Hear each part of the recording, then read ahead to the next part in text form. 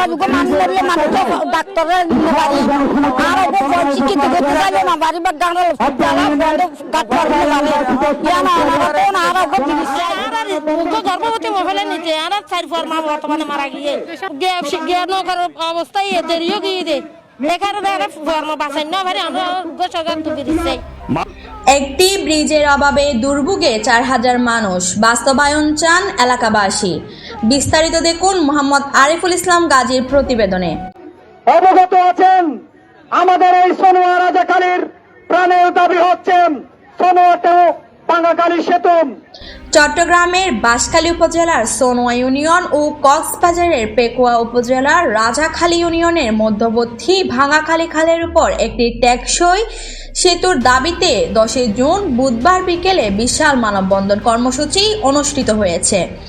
সোনোয়া রাজাখালী ভাঙ্গাখালী সাঁকো এলাকায় আয়োজিত এই কর্মসূচিতে 2 ইউনিয়নের সর্বস্তরের জনগণ অংশ নেন। অল্প সময়ের মধ্যেই মানববন্ধনটি জনসমুদ্রে পরিণত হয়। স্থানীয়দের দাবি, খালে 2 পারে প্রায় 4000 মানুষের বসবাস হলেও একটি স্থায়ী সেতুর অভাবে প্রতিদিন চরম দুর্ভোগ পোহাতে হচ্ছে। প্রজাতন্ত্রী সরকারের মাননীয় স্বরাষ্ট্রমন্ত্রী জনাব সালাউদ্দিন আহমেদ মহোদয়কে আমরা সোনোয়াবাসী আহ্বান জানাই, আপনি আপনার যে নির্বাচনী ইশতেহারে ঘোষণা দিয়েছিলেন সোনোয়া রাজাখালী ব্রিজ স্থাপনের মধ্য দিয়ে সোনোয়ার 50,000 জনসাধারণের সাথে রাজাখালী 30,000 জনসাধারণের বিদ্যুৎপূর্ণ সম্পন্ন স্থায়ীকরণ। শিক্ষার্থী, রোগী, গর্ভবতী নারী, জেলে, কৃষক ও শ্রমিকদের জীবনের ঝুঁকি নিয়ে নৌকা কিংবা অস্থায়ী সাঁকো ব্যবহার করে যাতায়াত করতে হয়। মানববন্ধনে সভাপতিত্ব করেন হাসান মোহাম্মদ জুনায়েদ রাসেল। কর্মসূচি সমন্বয় করেন ঢাকা বিশ্ববিদ্যালয়ের শিক্ষার্থী আবু ইউসুফ ও কবি নজরুল সরকারি কলেজের শিক্ষার্থী কায়সার হামিদ। আমার মনে হয় আমাদের নেতার মুখ দিয়ে যেটা বাহির হয় সেটা অবশ্যই বাস্তবায়ন হয়ে যাবে। নয়, এটি রাজাখালী এবং পেকুয়ার সাথে এটি সেতুবন্ধন হিসেবে পরিচিত হয়েছে। প্রিয় উপস্থিতি, আমরা সোনোয়াবাসী এবং রাজাখালীর মধ্যে সুন্দর সম্পর্কের মাধ্যমে আমাদের ব্রিজ অতি সত্তর বাস্তবায়ন চাই ইনশাআল্লাহ। এছাড়া বিভিন্ন রাজনৈতিক, সামাজিক ও ছাত্র সংগঠনের নেতাকর্মী এবং বিপুল সংখ্যক সাধারণ মানুষ এতে অংশ নেন। বক্তারা বলেন, একটি সেতুর অভাবে এলাকার 60টি শিক্ষা প্রতিষ্ঠানের শত শত শিক্ষার্থী বর্ষা মৌসুমে নিয়মিত ক্লাসে অংশ নিতে পারে না। অনেক ক্ষেত্রে 10 মিনিটের পথ ঘুরে যেতে কয়েক ঘন্টা সময় লাগে।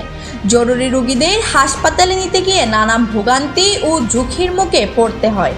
একই সঙ্গে কৃষি ও মৎস্য পণ্য বাজারজাতকরণেও সৃষ্টি হচ্ছে প্রতিবন্ধকতা। সভাপতির বক্তব্যে হাসান মোহাম্মদ জুনায়েদ রাসেল বলেন, এটি শুধু যোগাযোগ সমস্যার বিষয় নয়, এটি শিক্ষা, চিকিৎসা ও মানুষের জীবনমানের প্রশ্ন।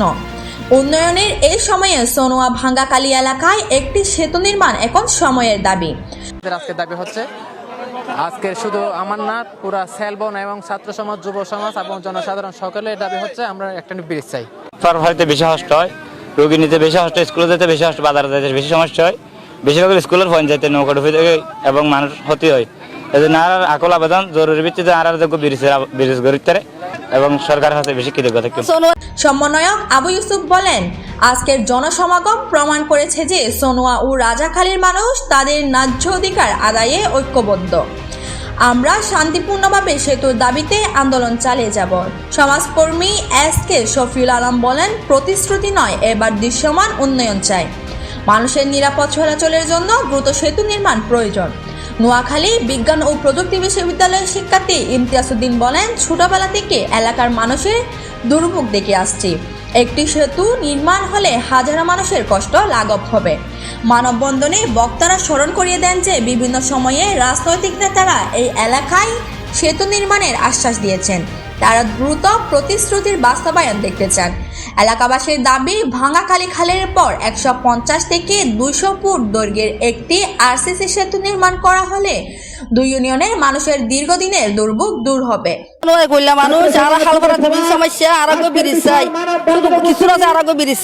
এখানে হচ্ছে আমাদের দাবি হচ্ছে দ্রুত সময়ের মধ্যে একটি ব্রিজ হোক, আমরা যাতে অল্প সময়ের মধ্যে চিকিৎসার জন্য এবং যে কোনো সময়ে জরুরি প্রয়োজনে আমরা ফেকুয়া থেকে একটি সেবা নিতে পারি ব্রিজের মাধ্যমে।